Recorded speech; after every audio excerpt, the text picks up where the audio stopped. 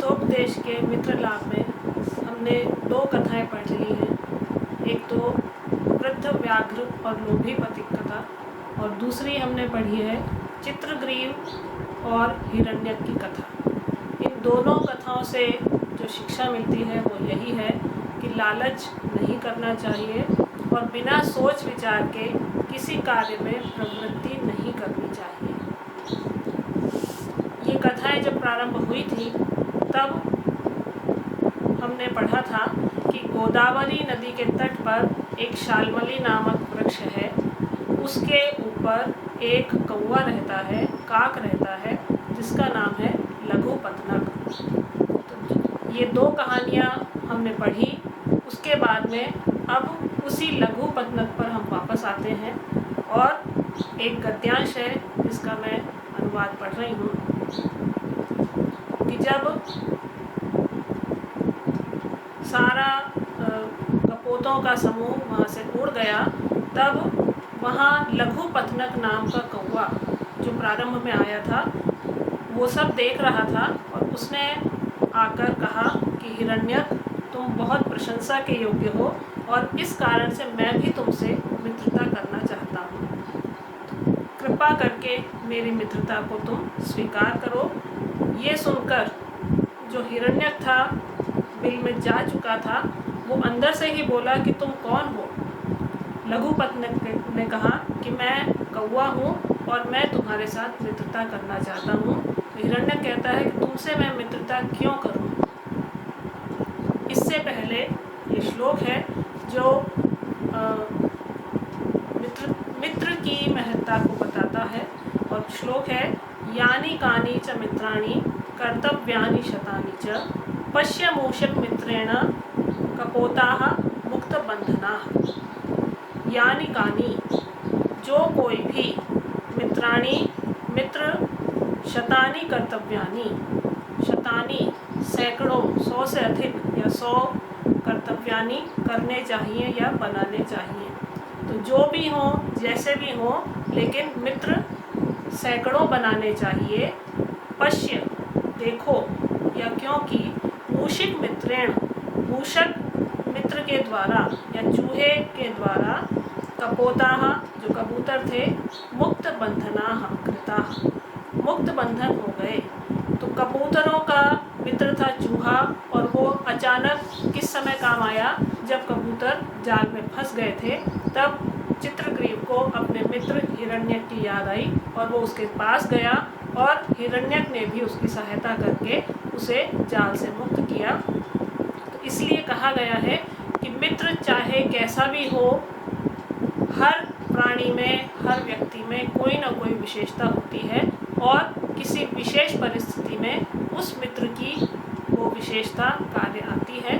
तो इसीलिए कहा गया है कि मित्र सैकड़ों बनाने चाहिए, क्या पता किस परिस्थिति में कौन सा मित्र काम आ जाए।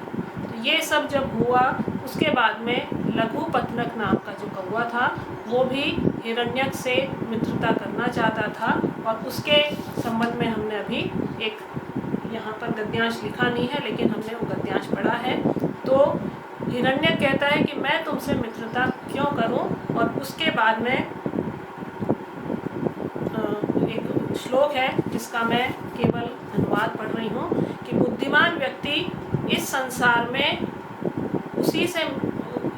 उसी को मिलाए या जो उससे मिलने के योग्य है उसी से मिलाए, क्योंकि हिरण्य कहता है कि तुम कौवा हो और तुम मेरा भोजन करने वाले प्राणी हो, तो हम दोनों में प्रीति कैसे हो सकती है या हम दोनों मित्रता कैसे करते हैं? क्योंकि तुम तो जो, या कौवा जो जाती है वो चूहे का शिकार करती है, तो मैं तुमसे मित्रता क्यों करूं?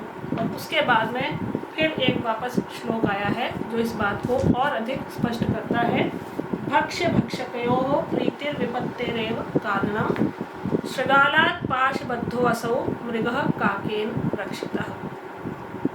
भक्ष्य भक्षकयोः, भक्ष्य और भक्षक की, अर्थात जो खाने वाला है और भक्षक जिसको खाने वाला है, उनकी जो प्रीति है, उनकी मित्रता विपत्तेः एव कारणम, विपत्ति का ही कारण होती है। तो जो शिकार है और जो शिकारी है, तो उनकी जो मित्रता होती है वो विपत्ति का ही कारण होती है। शृगालाद पाशबद्धः, जैसे शृगाल जो सियार है वो पाशबद्धः जाल में बंधा हुआ, असौ मृगः वह हिरण काकेन रक्षितः कौवे के द्वारा रक्षितः बचाया गया। जैसे सियार के कारण जाल में फंसा हुआ जो हिरण था वो काकेन रक्षितः काक के द्वारा बचाया गया। अब ये यहाँ पर बताया गया है या इस श्लोक का आशय ये है कि कौवा जो है वो चूहों को खाता है, तो कौवा भक्षक है और चूहा उसका भक्ष्य है। तो दोनों में जो भक्ष्य और भक्षक का संबंध है उसमें मित्रता कैसे हो सकती है।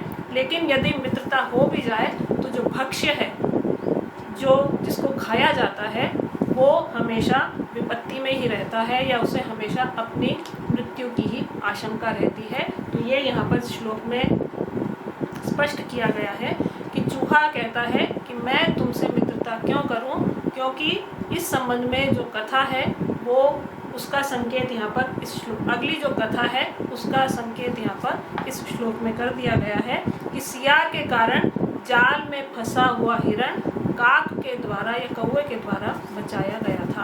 अब ये क्या कथा है ये हम आगे पढ़ेंगे। आज उसकी भूमिका में हमने कुछ श्लोक पढ़ लिए हैं कि मित्रता उन्हीं में होती है जो भक्ष्य और भक्षक का संबंध न रखते हों, आपस में एक जैसे हों, उन्हीं में मित्रता हो जाए तो अच्छी बात है।